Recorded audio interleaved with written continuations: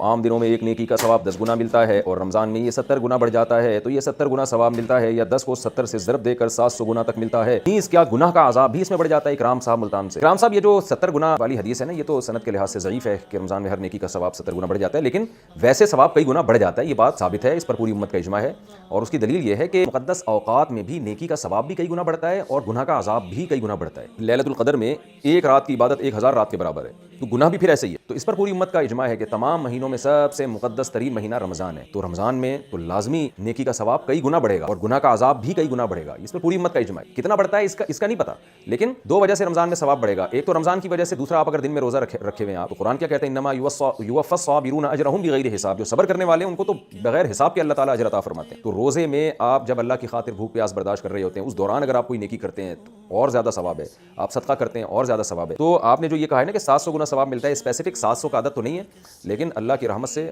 پوری امید ہے کہ اگر آپ ایک نیکی کریں گے اور روزے کی حالت میں خاص طور پر یا رمضان کی مقدس راتوں میں، تو اللہ کی رحمت سے ہمیں پوری امید ہے کہ ایک نیکی کا ثواب انشاءاللہ 700 نیکیاں تک اللہ تعالیٰ پہنچائیں گے۔